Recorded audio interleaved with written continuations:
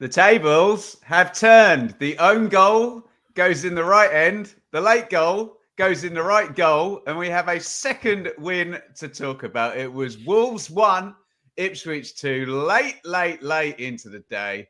Welcome to Blue Monday, an Ipswich Town podcast. And it's going to be a fun one.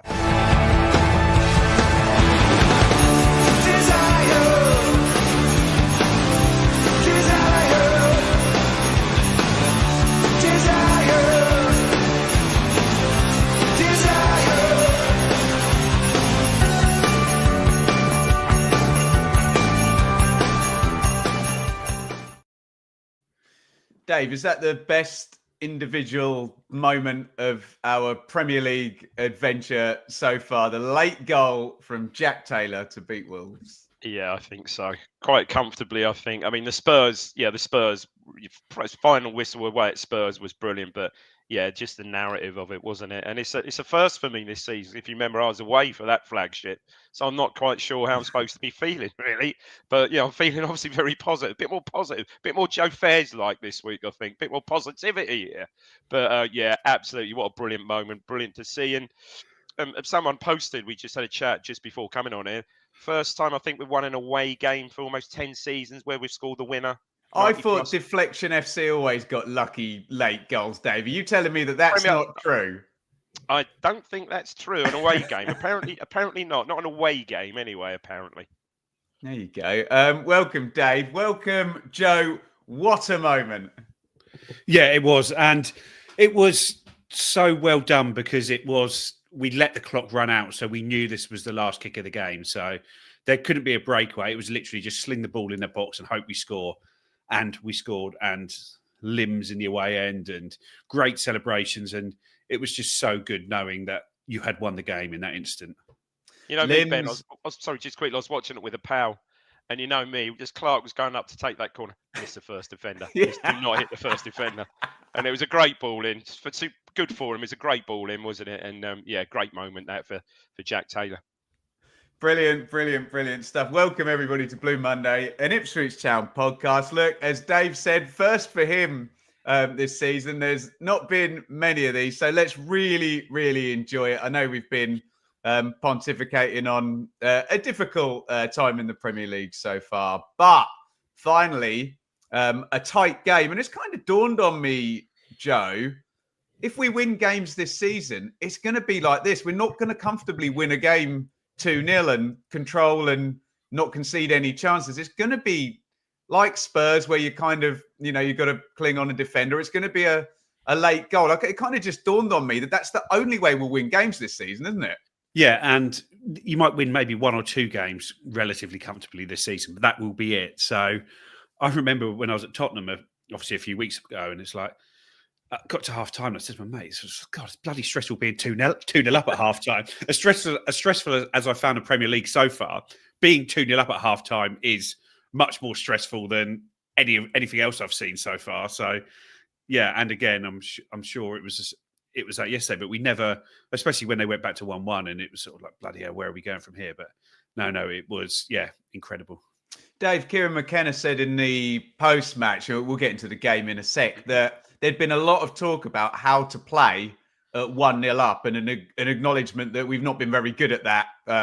It's probably been even worse at playing it 2-0 up, haven't we, on a couple of occasions? But I love that he always learns and he always adapts. And if it doesn't work out this season, it's not going to be the want of identifying the right things and doing the right things, is it?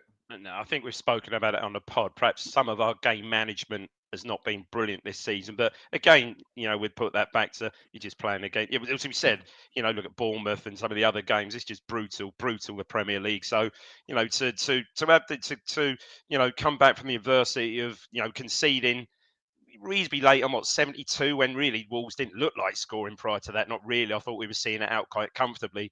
And to get over that and then to survive the next we'll get into this, but the next 10 minutes of, they had some good chances to get over that.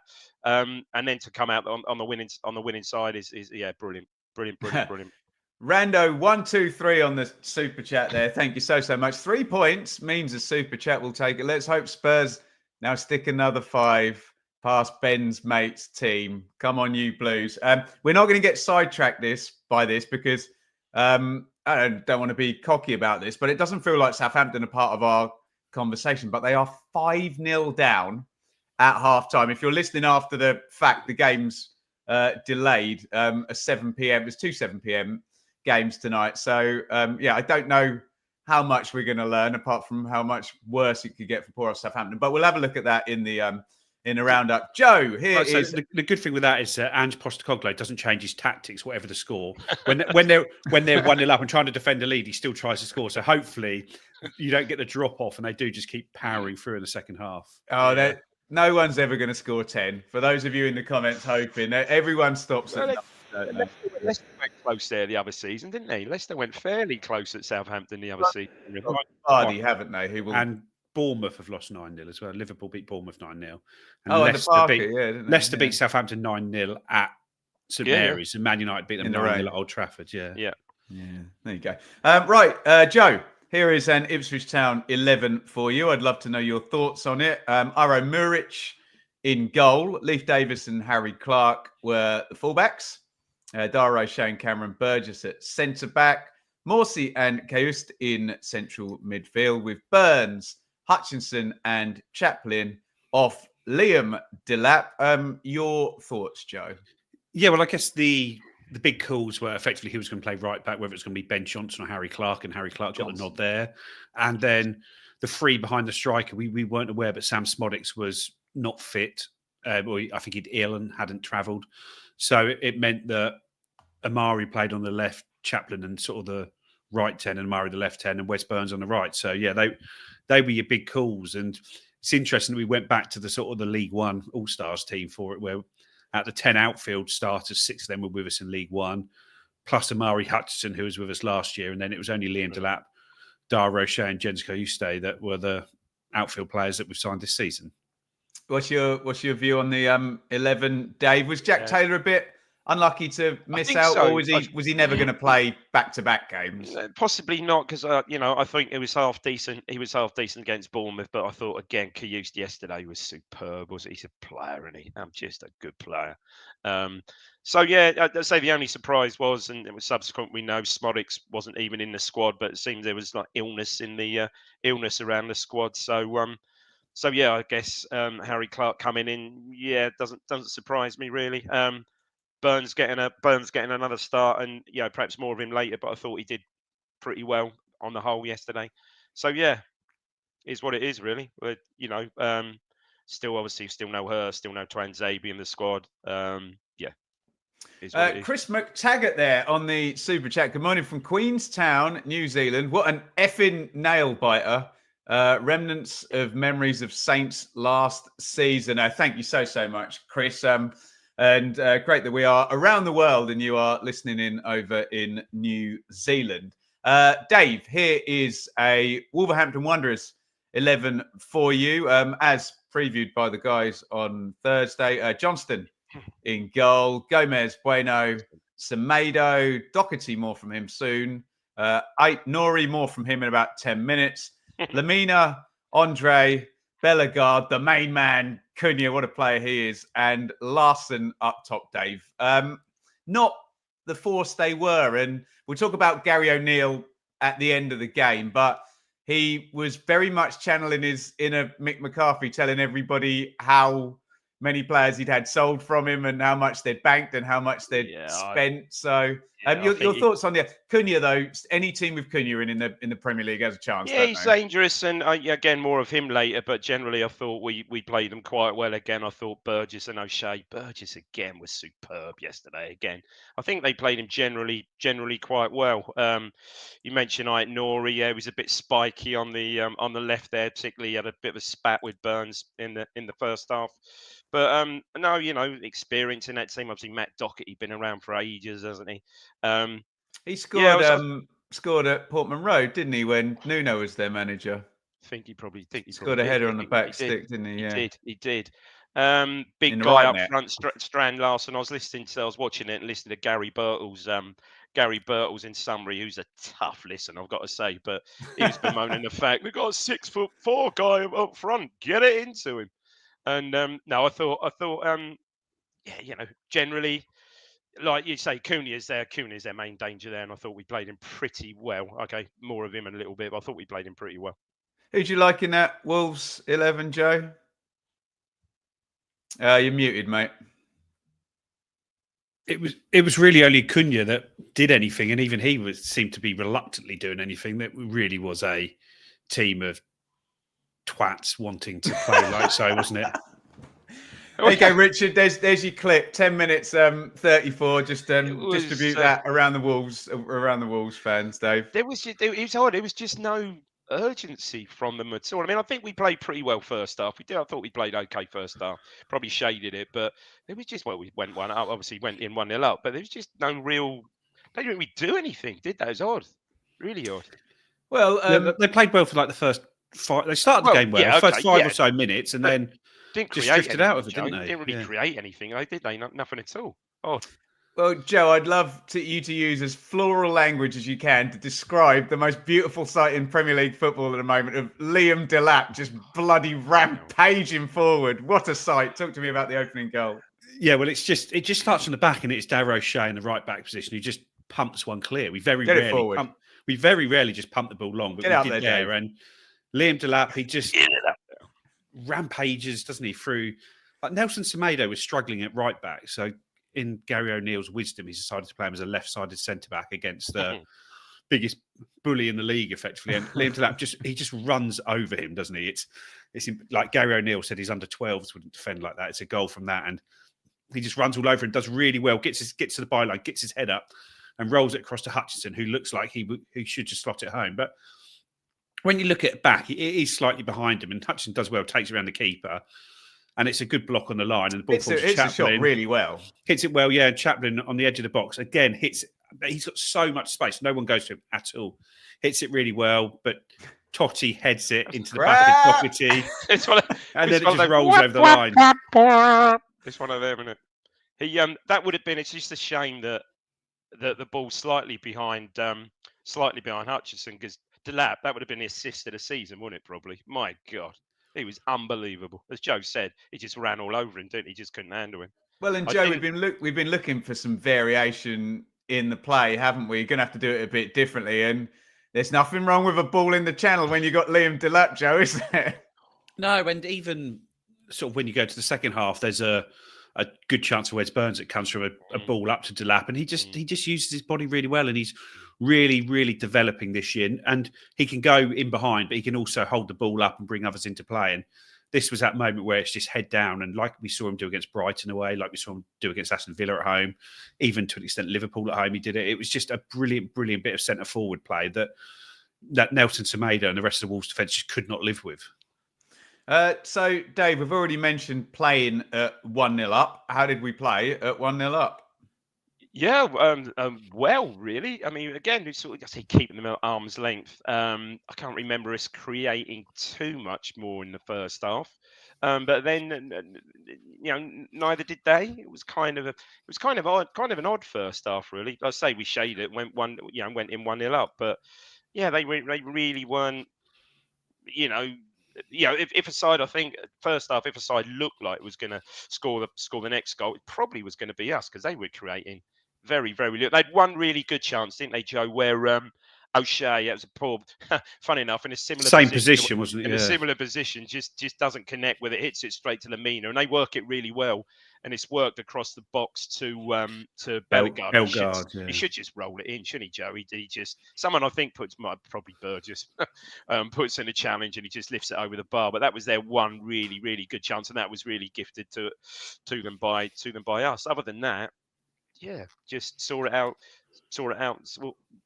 comfortably, really. Joe? Yeah, no, really good. I think they had another half decent chance where that Strand Larsen got in and just had a shot, but Muric got down well to save it to his left. Yeah. It was an easy save, but we played well, and we still looked sharp on the break, and we sort of had our opportunities to get in behind without really doing them that well. But no, it was a very well managed game from our point of view. And even as you go into the second half, Wes Burns has that chance I spoke about earlier where Delap held it up and the ball gets across to him and keeper makes a good save. But just needed to be a bit lower on the ground, that shot, didn't it? Yeah. That's It's a a, really it's a good well save. structured shot. When you look at that again, that's a really good save because he gets it. Well, I know it's that height for a keeper, but it's only one hand he gets to that. That's a really good save. It's good confidence as well from Burns to sort of get out of his feet and hit it really early. But basically, up to the goal, they sort of have more of the ball. But each time we get it, we break and look sharper on the break than they do. They don't look like they're going to create anything, and it's just. I think we just start to tire a little bit because we're working so hard. But there's one chime for the last 2 seasons, and it's a ridiculous kind of Chaplin ball to Wes Burns. Yeah. Oh my word! Probably better than the pick of any of them over the past couple of seasons. The reverse pass inside the fullback, Swinging out with the left foot. Oh my god! And Burns doesn't do a lot wrong. This is just a bit. I mean, Delap's behind the plate. He's held for leather to try and make it, and it's just at an awkward angle. It sort of hits him on the knee. It's a diving header more than a volley, is it? I don't know. Possibly launched. I think it's one where you just got to throw your body at it and just try and bundle the ball home effectively.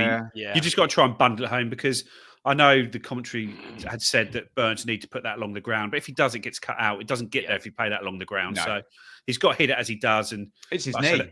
That ball from Chaplin is unbelievable. Just that first time turn around the corner, right into Burns' stride. But yeah, no, it was beautiful. And that's that combination we've seen so many times over the last 2 seasons or even 3 seasons with those two. And yeah, just brilliant. And yeah, it's unlucky from Delap. He does really well to get there. But yeah, I think if you had it again, you try and bundle it in. But that's not to say if you try that, you score it. It's still a really difficult chance, but it's a great break.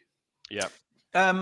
So, Joe, you talk about tiring and the equalizer comes before the sort of 2 sets of double subs are made. I feel a bit for McKenna because when we're not winning, people, with the 2020 hindsight will say, oh, he should have made the subs earlier. But I'm getting the impression he doesn't feel like he has a massive amount necessarily to play with. Could he have managed the tiredness any better, or is it just the nature of where we are?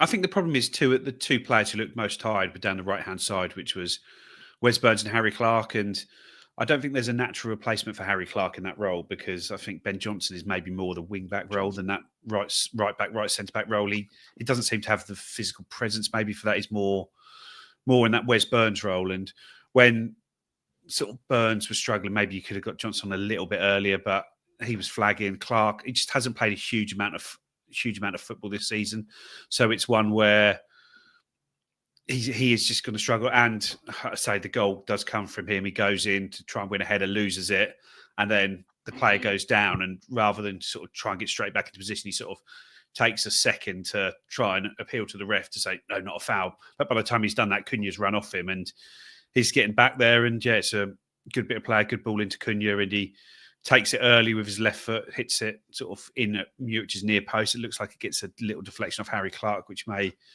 shogged it past, and all of a sudden it's 1-1, and you think, bloody hell, like that's come from absolutely nothing, and it really did change the momentum of the game. What's your take on the tiredness thing, Dave, or is there very little McKenna can kind of do about that, as to Joe's point? And Delap, just because, just getting back to Delap, just because of his all-round play and how he plays and the energy expands, there's still he's a kid. He's 21. He's 21, 22. I mean, incredible, really. And he was flagging as well, but he stayed on to 84 because obviously, again, like for likes, a downgrade.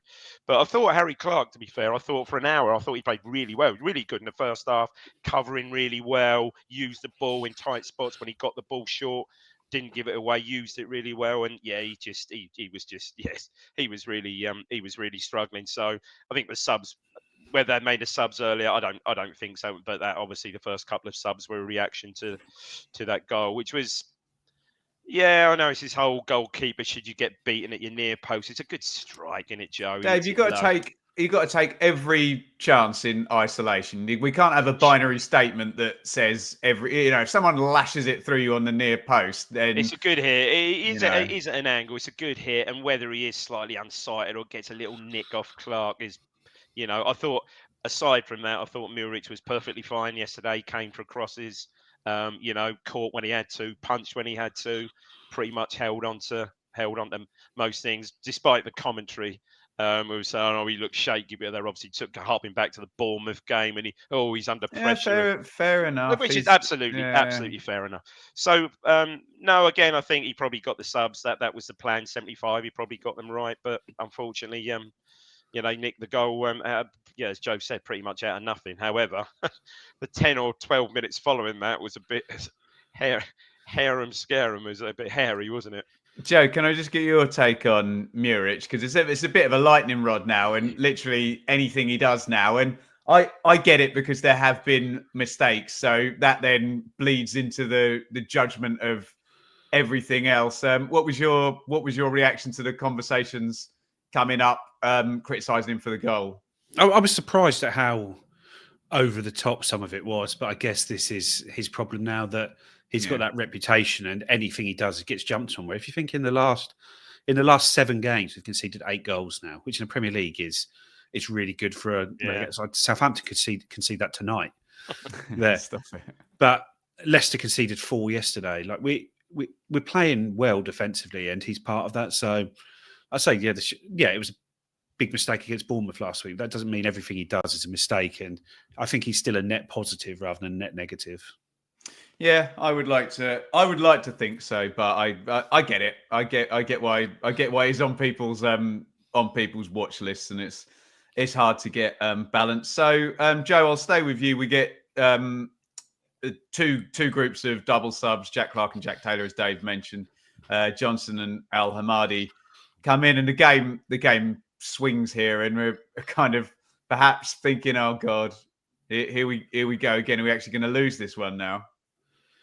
Yeah, it was really tough. They just were flying at us from all angles at that point.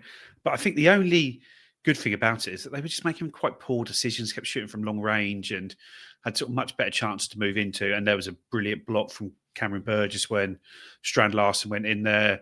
Muric makes a good save when Cunha gets in after a fantastic Tommy Doyle ball to him there. It just skims past Harry Clark's head when he sort of give the ball in a bad position at the other end of the pitch. And yeah, they were just really, really good at this point. And you can see, like, this is the talent they do have, but they just couldn't put it together throughout any other part of the game. But it's funny, they got to about 85, 86 minutes, so they'd been on top for maybe 12 or 13. And then after that, they just seemed to almost like... Passive, wasn't it? Yeah, they just got very passive at that point. And then from that point on, it was us. And we just took complete control. Isn't it? And fear as they feel the 90 minutes coming up. Yeah. We just took complete control of the game from that point, and it was all us from then on. And Mari Hutchinson has a decent shot across the keeper. There's a couple of balls into the box, some good crosses. Maybe I'm not saying we're creating a lot. Harry Clark bursts up the pitch and ends up almost on the edge of their box with the ball and trying to find it. Al Hamadi breaks into the box. He carries the ball up the pitch well and gets into the box and ends up a weak shot, but he does well. And at that point, all the subs are making a difference, and us pushing on leads to sort of Leif Davis getting in down the left and put a cross in, which gets put behind for a corner, and there we go. Well, we'll get to that.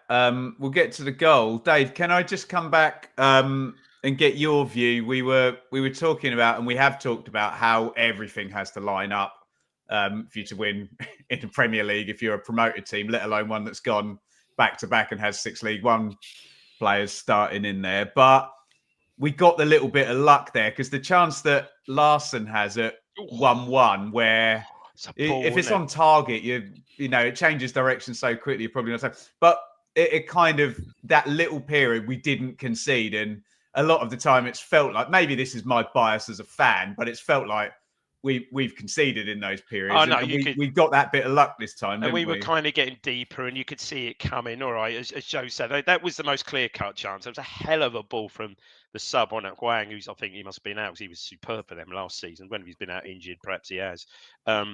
Absolutely brilliant ball. And Strand Larsen does pretty well, because he's on the slide, isn't he? But he just diverts it, frankly, for us, just wide of the post. And then, as we said, Wolves just went really, nervy and deep for the last probably 3 or 4 minutes of normal play, and certainly all of the 3 or 4 minutes of time added on. And it was just us. I was watching it. The ball was just coming back to us. We're winning a second ball and just playing it, really looking for opportunities around the edge of their box. So it's really good. And we got that little bit of luck where Davis swings the ball in. I can't remember. It was someone, I can't remember who actually heads it away. And it looks like, it must be really marginal. I don't see it. It looks like he's going off for a throw, but always, perhaps it even hits the flag and just finishes the right side for us. And it's all set up. But so, as we said, it's clearly going to be the last kick of the game. We sort of take our time, get positioned, and it's it's a nicely flighted ball. You know, it's a corner. He should knock it in a good area, but they're there with the zonal marking, and it's a really lovely moment for Taylor, isn't it? He gets a really good head on it, 6 yards, and right in the corner. Bit of a shout. Then of course, you get, is there a check here? Is Almadi? But I think Joe said last night, I saw Joe's comment where Almadi, yes, he was standing in the centre of the goal, but he was moving away from the goalkeeper's. So he certainly didn't impede the goalkeeper's view, or certainly physically. Oh, Dave, they set the bar with a goal in that stadium at that end where John Stone scored for Man City, and of course, if that's the standard for a goal that was checked, actually, then Joe, to Dave's point, I guess if it's zonal marking, you don't have to do much of you see these Arsenal corners now where it's a really elaborate dance routine going in, just a nice delivery under the bar, and the keeper gets stuck on his line, doesn't he? Yeah, but just to go back to the deliveries, fantastic for Jack Clark to get that as well, because he's a player who's come into a little bit of criticism, probably hasn't played as much as he'd like to, hasn't maybe done as well as he'd like to, and you're going across taking that corner in the very last minute. And I know you can't sort of put the whole career down to Ipswich, but had he just put that into the first man or just looped it off or straight into keeper's arms, I think that would have really hurt his reputation with the Ipswich fans. But he's gone there and put a brilliant corner across. But it was Ashley Williams on Match of the Day last night who just said there's not a single Wolves player goes and attacks the ball there. Good header by Jack Taylor, but he doesn't even have to move his feet. He stands on the spot He's and it comes away in from the goal, isn't he? He just stands from his starting position and just jumps up and knocks it in. Heads it, does he? Right. And the Wolves, I think we have an extra man in the box. Jack Taylor mentions after the game that the ref has said this will be the last kick of the game. So we've gone and put an extra body in there. But Gary O'Neill's, as part of his chucking players under the bus routine he did last night, said that players decided to mark each other's players, swap responsibilities. Yeah. But ultimately, whatever setup they've got, nobody goes and attacks the ball. You get that header out of the box. That's game over. You've survived a point. The best thing they can get out of that game from that position is a draw, and nobody's there putting their body on the line to try and do it. I think it just sums up how they were yesterday, and against West Ham, the sort of petulance, the almost just like not caring, really. They just didn't seem to care. Maybe the set play coach's influence is starting to work, because we had that one marginally chalked off against Bournemouth last week, didn't we? It's 2 in 2 games. There you go. Let us know if you're in the away end in the comments. Tell us your limbs stories. That must have been a really good fun one. As Dave says, we haven't had a away stoppage time winner for 100 years. I spoke to Craig this morning, and the away end it's not an away end, it's on the side, like the lower tier, the whole of the lower tier. So Craig said this morning it's quite, Ipswich fans and even the Wolves fans, I've seen their vlogs comment on how brilliant the fans were. But he said it was kind of odd because it was all just, the whole atmosphere was like stretched sort of thing. But yeah, I think that might even be the Steve Bull stand, possibly. It is, yeah. Certainly was. Always good for a mention of Steve Bull, one of my. Can't be a bit of bully. Joe, never a truer word spoken, my friend. What do you think? Right, some right foot venom going on there, Ben. Some right foot venom from Steve Bull. What a player. Have you heard him tell his story about where he scores 4 at Newcastle, and he's basically stopped drinking about, I don't know, about 5 hours before the game or something? Old school. Scored 4. Old school. Yeah, old school. I think it might be New Year's Day. Someone will tell us in the chat. Dave, some shenanigans afterwards. Is this just a frustration pouring out, and then we'll come on to? I mean, I think Joe's primed to bury Gary O'Neill. Well, it seems so. I mean, that Nori was. He had as I said, he had a spat with Burns. Sort of fairly early on, it was kind of midway through the first half, and should have got booked, didn't. And then he got booked literally the very next pattern of play when again he pulls Burns back, so he does get booked. So they're obviously at it through the game, and obviously after the game, words were said. So what you did see initially was Burns being separated from him, and then of course Liam Delap being Liam Delap. There was something apparently said to him getting involved, and then. I mean, actually, Nori had to be manhandled. Matt Dawson does really well. Not Matt Dawson. Craig Dawson. Matt Dawson's a rugby player, right? He's on question of sport, isn't he? Question of sport. Les Dawson. No, and he basically gets manhandled by Dawson down the tunnel. I mean, it's just horrific. And then obviously Kuna has a go at, I don't know, one of our security guys. Is it? I'm not even sure.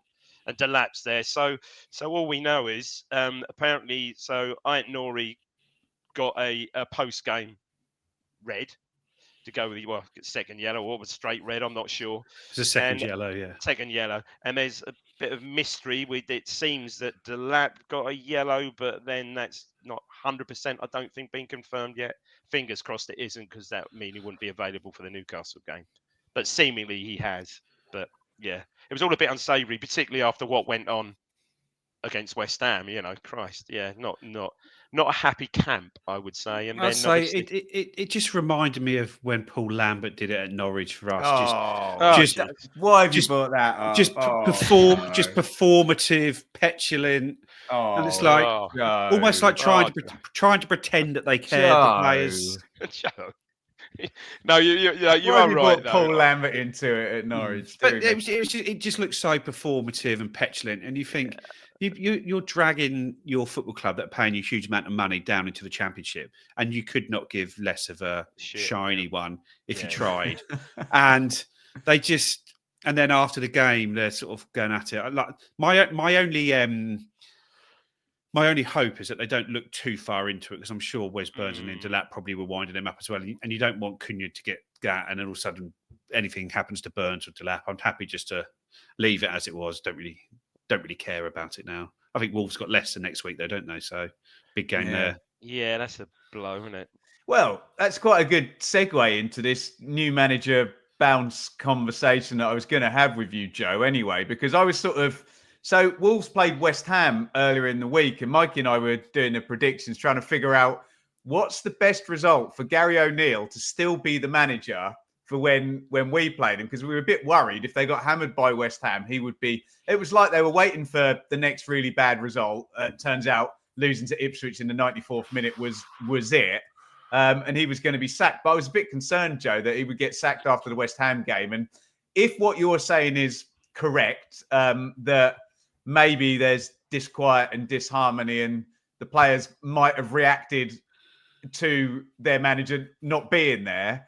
I think it worked out all right in the end, but Gary O'Neill sacked since, Joe, and he did a good job. I thought Bournemouth were definitely going to get relegated after you mentioned that 9-0 against Liverpool, and they were comfortable, and he did well last year. And I mean, if you believe him, it's because he's had all his players sold. But from what you and Dave are saying, Joe, the team's not very good this season either. Yeah, I think more than one thing can be true.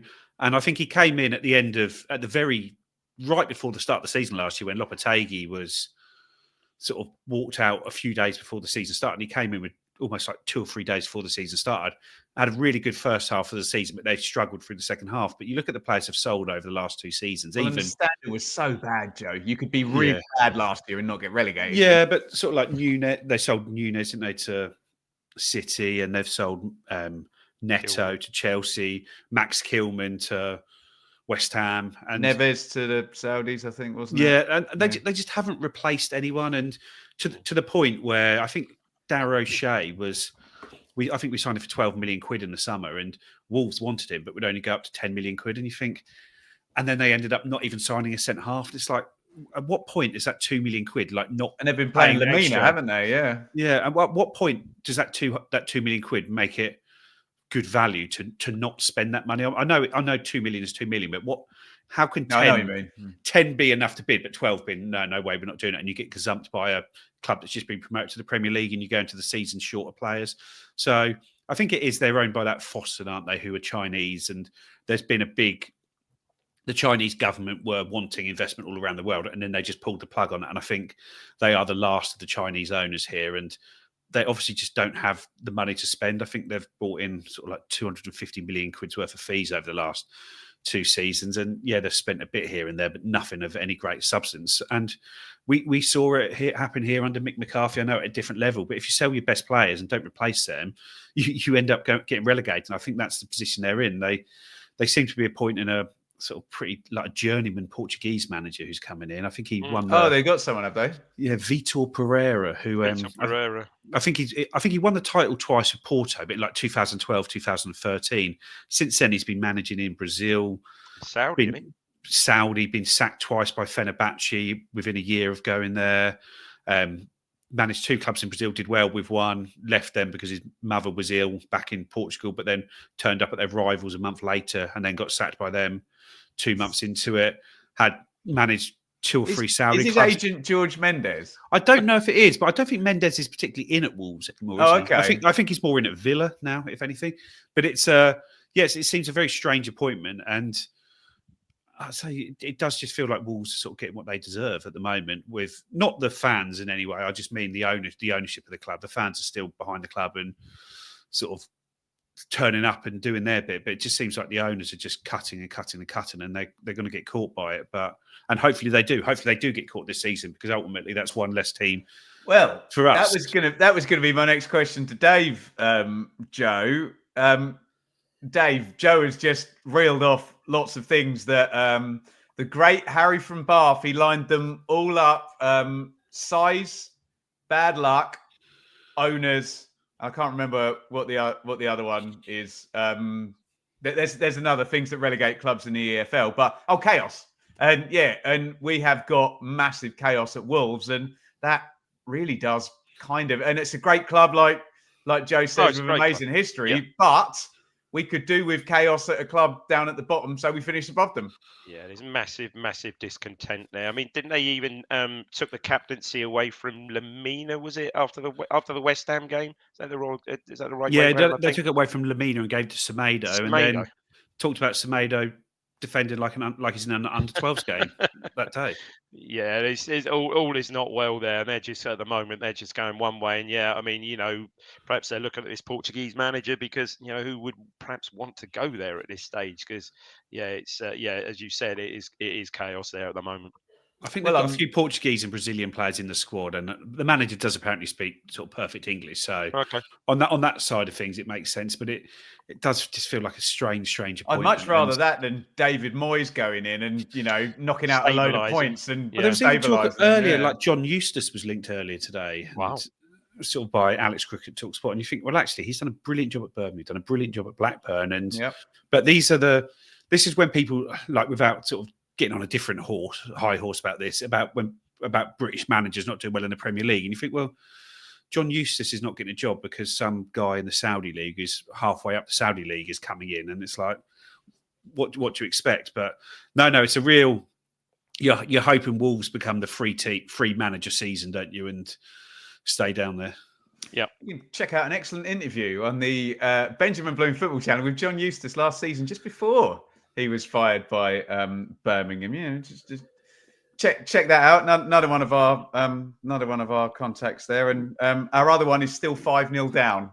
So it hasn't got any worse for good old Russell Martin. And I bet they've had a lot of possession in that second half as well, haven't they? I bet he's had all the possession in the second half, hasn't he?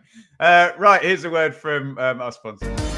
Blue Monday is proudly brought to you in partnership with our friends at Atwell Solicitors, your ideal legal partner for work on property or business law. Their client care has repeatedly been recognised as outstanding, and they are people-focused with a plain English approach which sets them apart.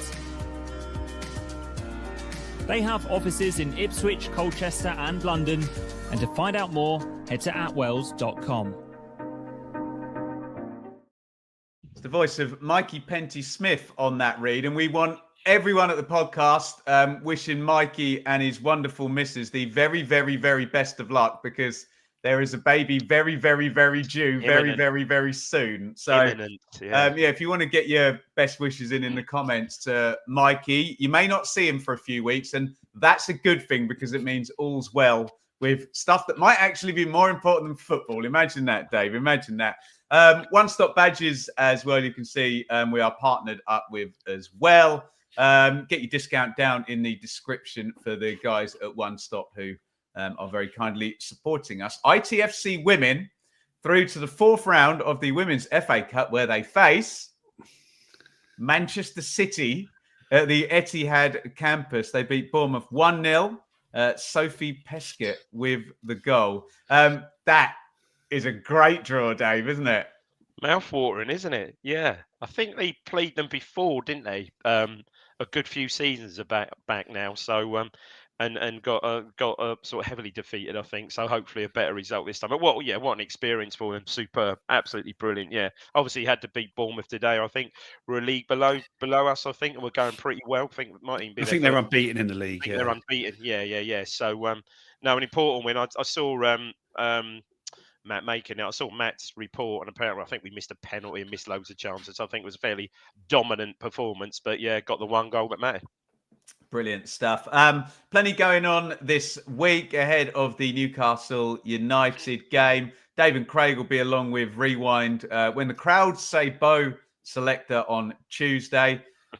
Predictions will be happening on Wednesday. We'll figure out how we're going to do that. You probably won't see Mikey, but we'll figure it. I'm in for Rich. Good luck to him. He's moving house this week as well. It's all going on for the Blue Monday team. So I'm in for Rich on Thursday with Seb on the pre-match. And these two wonderful gentlemen here. No, Joe's not here next week. He's off doing Joe's Christmas not here. stuff. Joe, what are you up to, Joe? I'm just at friends for Christmas bits. So I might have been back in time, but I'd probably have had a few sheets. Elvino did flow. So yeah, Elvino Seb will be there. You go. So you get double Seb next week, which is always a treat. He'll be with us for the Newcastle game. And let's have a look at what went on in the rest of the Premier League this round.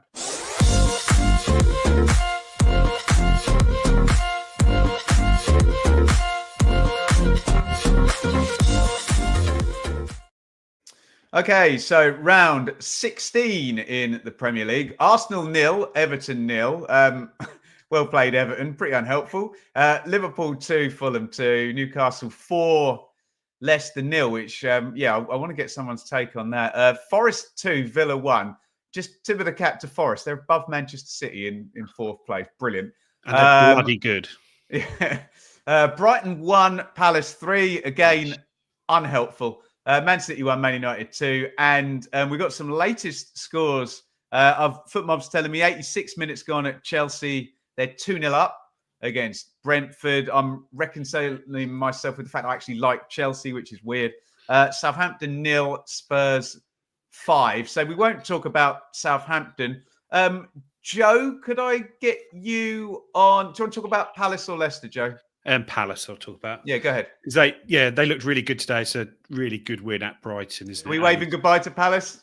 It does feel like that at the moment. It does feel like to keep them down with us is going to be quite difficult because if you think they obviously beat us, then they've drawn with Man City, but that's probably 2 points dropped looking at Man City at the moment, and then a really, really good win away at Brighton. I don't think they're necessarily one defeat in 9, Joe, in all comps. Brilliant. Yeah, I don't think they're necessarily going to pull away so far. But put it this way: if we can finish above Palace, we're not going to be in.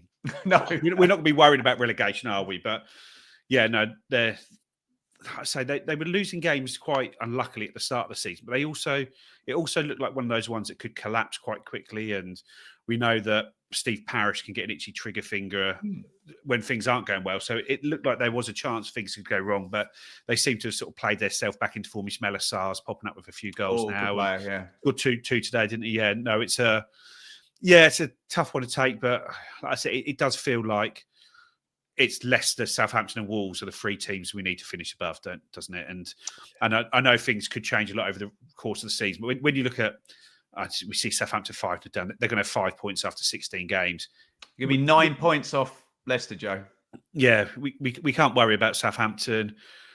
Because if they catch us, then we're going to get relegated. Yeah. So it's really just like I say, it's Leicester and Wolves at the moment, and we have to see maybe it probably won't be Palace, but whether an Everton or a West Ham or another team sort of drops down into it, and then we'll sort of take it as the season carries on. I mean, Well- you'd think West Ham would have enough, will have enough, but they're just not. Massively. They don't look convincing. But you'd think they'd be 18 points they got now. You'd think they'd be okay, but yeah, they're not looking convincing. But I agree with what you said. Palace, I think Palace have got some good solid players. Had a brilliant run at the end of last season. Fantastic after Christmas last season, weren't they? Obviously took time to get going this season, but no, I think they're good enough to get some decent results. Dave, talk to me about Leicester, because what you have to grudgingly say about Leicester is when they've been in games, they've got points and they've got wins out of them. Their game management has been a little bit better than ours. I think their kind of overarching narrative is that's where your Premier League savvy helps you win a few games. But they got well and truly absolutely mauled as well. What's the blooming shot count on this, by the way? 27 shots for Newcastle. 3.79 on the XG. They got battered. It looked just quickly, Dave, just jumping on this. They obviously Mads Hermansen went off at half time yesterday. He's a fantastic keeper. He's excellent. Yeah. In the last 3 matches, Leicester have conceded 76 shots. Is that Ruud van Nistelrooy's game? Yeah, and so they've got 4 points in that game, but they've conceded 76 shots in 3 games. That's like us against Lincoln in the promotion season, 76 shots, Dave. Anyway, talk to me about Leicester, Dave. I mean, it was all going wrong for us against Bournemouth last Sunday. They were coming back they scored 2 late goals to get a point. Vardy. Yeah, Hermansen's going to be a big miss for them because he has been superb. I think poor old Danny Ward came on second half of that, and I think even before he had a touch, he was picking the ball out of the net. Having said that, I know we are speaking about Leicester, but okay, Newcastle looked a bit good. Gordon, I watched the highlights on Match of the Day last night. Yeah, Gordon and Isak looked pretty tasty. So yeah, it's going to be quite looking forward to next week. I like Newcastle. Always set up. They're pretty. It's a helpful result in one way, Dave, but a bloody unhelpful one in another, isn't it? Yeah, form-wise, I think they're going to be missing Joe Linton. I think is possibly suspended or injured. I think I saw that, so that's a good thing. But yeah, they look pretty good. I think it'll be it could be an interesting game next week. But yeah, Palace. As Joe said, Leicester. That Hermansen's made some unbelievable saves, hasn't he? I've seen this season. So yeah, he's going to be a big miss for them. I don't know how he's out for, but if he is out for I spoke to a Leicester fan yesterday. They just said if he's out for a significant period of time, we will be relegated. Yeah, he was one we picked out last season. Get your questions in, guys, and I'll put them to Dave and Joe. Joe, just quickly, Dave's rightly praised Everton. If you can go to Arsenal and draw and not lose and have a clean sheet, you're probably looking all right to stay up, aren't you? I know it's ridiculous to make a relegation assertion on one game, but that's a great. We could have done with Everton getting sucked down and having a few bad defeats, couldn't we? Yeah, I think there's still a chance that they do because I know they scored 4 the other week against Wolves. They just don't have many goals in them, and I think other than that 4 against Wolves, they haven't scored for like 7 of their last 8 games or 6 of 7 games. I know that's a fantastic result at Arsenal yesterday, but 0-0 seems like the height of their ambitions at the moment with the way they are going forwards. But yeah, just a great result and one that you wouldn't have wanted them to get or hoped they'd get. But yeah, I don't think they're out of it. I think they're a team. They've got new ownership. They've got a chance that they just make some bad decisions quickly and get it wrong and end up sort of going the wrong way. And like I say, all these, they could go wrong way. They could end up free managers. We need a couple of these to happen, don't we? I'm not sure what they'll take Sean Dyche out, the new owners at Everton. So that could all go wrong, Dave. Possibly. I'm not sure what the shot count was yesterday, but I think Pickford had one of his better days, I believe, yesterday, seemingly. Yeah. But yeah, quite rightly, you're right. Yeah, there could be a change there, but Sandy was on good form when he was interviewed. That was always good to see him on pretty good. Backs to the wall. I know you're gently mocking him. 500th game as a manager. What a career! What an achievement, mate! What an achievement that is. And most of them have been in the top flight as well. Yeah. But it is also you can see that scenario where the new owners decide they want to get rid of him, and then they just almost don't give him anything and just try and sit it out till it goes wrong enough for them to give him the boot. And if he's working under those conditions, it's not exactly rubbish, isn't it? Yeah, great. Yeah. So things can go wrong there. I'm not too. Like I don't think Everton are in any way past us and out of it. understandably, there is a lot of concern about Liam Delap and Newcastle. So I'm going to try and homogenise 5 of these questions, all kind of asking the same thing here. Rob asked Smodics up front against Newcastle. Dan asked change with no Delap. Richard asks, can I be the one to ask who plays up top versus Newcastle? Ed asks, with Delap suspended, who you play up front against Newcastle? Dave, how do you take my beautiful rampaging beast of a striker out of the team and still have a chance? No, I mean George Hurst this would have been ideal, wouldn't it? But sadly, he's not. He's not. So it's a hard one. Can you see him really starting with Al Hamidi? I mean, I think he did okay off the bench yesterday, but I'm not sure. I'm not sure he'll start. And I think maybe that is the shout. You know, Smodics, a bit more physicality about him. Maybe he will be playing, as someone put it there, as a kind of a false 9 sort of thing. So yeah, I can kind of see that, but no doubt it will be planned. That will be well worked on the training ground this week, and he'll probably pull something out of the hat. None of us like like an example of a Mick Stockwell, for instance, who I just saw someone mention there. He'll probably pull something else completely left field out of the hat. But at least they've got a chance this week to work on it. They know he's not going to be playing. Yeah, it's just a shame because he's a massive miss. He's going to be, but yeah, and it's a shame, as we said before we went on air, that perhaps if you hadn't got the yellow yesterday, and perhaps the ideal scenario would be pick up the yellow card at some point late on next week and miss. Look, let's face it, miss the very next game, which is Arsenal after Christmas, which I know you hate that expression, but it's virtually a free hit, isn't it? What's your take, Joe?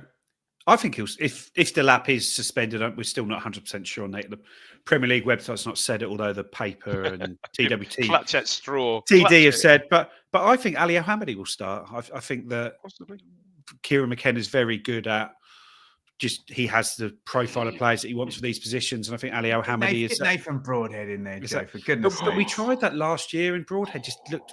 He really struggled up front when we played him a couple of times, didn't he? So I think it will be Ali Al-Hamidi, but we'll see. And I think after the Man United game where he came on, it's like, oh my God, he looks miles off it. But I think his last 2 cameos have been very good, and I think that will be the way we go. I mean, obviously for the system, Joe, you're right. Joe's right for the system. That it's not like for like, but it is, if you know what I mean. A natural central striker, as opposed to just pushing someone like Smodics in that position, who I know he has played up front before, but yeah, perhaps you lose that bit of play from him from his usual position. Not a question, but well done, James. A quick plug for the Call Me Ted poster for Newcastle, designed by these fair hands. Well done, James. Available on their site and the Greyhound. You got one. This is the Man United one. This is the Man United one. But yeah, I saw the Newcastle one today. It's great, as you'd expect. It's the there's a big Bobby Robson link there, and it's sort of some of that sort of 70s, 80s newspaper cuttings, a bit like that. Yeah, no, so a great one. Is it James who's made that one? Yeah, maybe I have to pick myself up another one of them. James will sort you out. Joe, when did Burgess turn into prime John Terry? Oh, John Terry, what a player. Burgess has been absolutely fantastic, hasn't he? A guy that when we were in League One, it almost seemed like George Edmondson was ahead of him in the pecking order, and Burgess came in for a bit.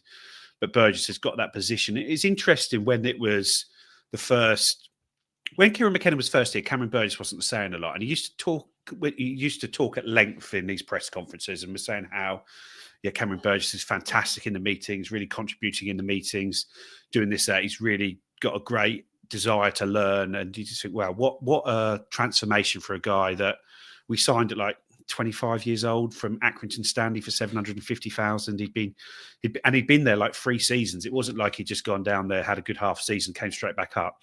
And he's looking brilliant. And Jacob Greaves is going to struggle to get back in the team. And Jacob Greaves looks so good at the start of the season. But no, he just gets in the way of everything. His passing's improved the last couple of games. But no, really, really impressed with Cameron Burgess. And yeah, we were talking about, I think on the podcast a couple of weeks ago, someone asked about the most improved player. And I think Cameron Burgess and Jack Taylor are pushing for that at the moment. Listen to this. Cheltenham, Oldham, Bury, Scunthorpe, Salford, Accrington, Ipswich. That'd be a good game of the CV game, wouldn't it? And a lot of them were permanent clubs as well. There was a couple of loans to start there, but that was his level. Yeah. Even his pace, he's got quicker as well. He's obviously worked on his pace as well. Yeah. And also when like Paul Cook had signed him, but one of the things I'd heard is one of the reasons that they were losing faith with Paul Cook is that he wanted to replace him in that first window. He wanted to get Che Dunkley to replace him in that first window. And like I say, we just seen him against Barrow on the telly, and he'd had God, he was awful that night, wasn't he? He looked, Everyone was awful that night. I know, but I think he looked almost the worst out of the lot. You're talking about the home game? No, the away game. Away where he lost game. up there, and every game he played, he seemed to get spun on the halfway line. And this was League One forwards running in behind him, and he looked just totally shot of confidence, and not just shot of confidence, just shot of ability. It seemed he just did not seem to have any quality. And now look at him; he's a Premier League defender and an international defender. Yeah. I'll answer this from Mark. Lots of talk of Jack Clarke and Somerville, both quality Championship wingers, not cutting it in the Prem. What's our thoughts on this? Joe did a good bit on this. Actually, I think you have to look a little bit about how Clarke and Somerville were played in the Championship, and it was very much right. Switch the play. Yeah, played on the same side as well, didn't they? Get them the ball. You can give the ball away. You can have lots of dribbles, lots of shots against Championship defenders, and it's just a big step up for both of them. I'm not accusing you of saying it, Mark, because I assume you're quoting people saying wingers not cutting it, but I think that's probably a bit stiff to say neither of them are cutting it. I think if both get time to develop, they will do all right. Somerville, he might just be not cutting it in the Premier League because he's just a small town boy. That's good, actually. Yeah, I like that. Yeah, no, everything's so high with bloody. What is that? Bronski beat, is it, Dave? Bronski beating the Communards, yeah. Bronski beat Small Town Boy, yeah. It's up there, isn't it? I think it's even higher than that. I think it's another couple of octaves higher than that, yeah. Oh, dear. Do you know what? It's very innovative in terms of dance music, the way the Communards version. Anyway, don't leave me this way. Great, very groundbreaking song that. Norman, KFP, can you think of an example of a player who returns to his former glory after such a dip? Surely it's Ross Barkley, isn't it, Dave? It's got to be Barkley, isn't it? I think we rechristened him FKP, didn't we, last week? You did. I'm not doing that. I bloody love Calvin. You're now, of course we are. But Barkley was done, wasn't he? And he was amazing for Luton. He was, when there is something amiss, clearly. You know, again, he was on the bench again yesterday. Again, just not getting on. You know, obviously Taylor. Oh, thank goodness Taylor came on yesterday. Yeah, there's something amiss there, isn't it? Well, I'm not just sure. pulling up Taylor's comments from after the game. Taylor said, let me just find it. He was basically saying that him and Jens Kajust are playing on the left side of the centre midfield. Oh, yes, he did. So yeah. he basically said me and Jens are playing on the left. Oh, we've got a set formation, but everyone brings their different qualities. It's me and Jens in that left sided position, but he's a different midfielder to me. I'm more of a runner and he controls the game while we're skipping the middle, which makes it sound as though Jens Kajust and Jack Taylor are the left side of centre midfield and Calvin Phillips and Sam Morsey the right side of centre midfield, which I don't imagine that's how things looked at the start of the season.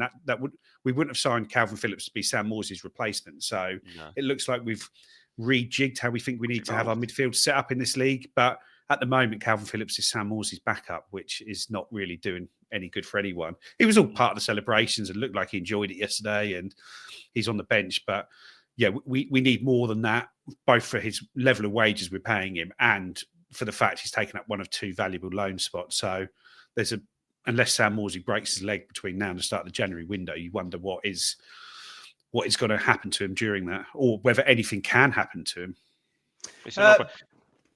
Again, just quickly, just a shout. We haven't really mentioned Kayuste again. I thought was immense yesterday. So good. I think that was his best game yesterday. I thought he was man of the match yesterday. How he's so good at getting his body between the player and the ball, and he's got that turn, and he can drive as well. Yeah, super player. Love them. Enjoying him at the moment. Super player. And I'm enjoying these podcasts when we win. Thank you, everybody, for joining us here tonight on Blue Monday and Ipswich Town podcast. Joe, last word from you. Just roll on next Saturday now. Can't wait. Dave, last word from you, mate. Exactly. Bring on the tune.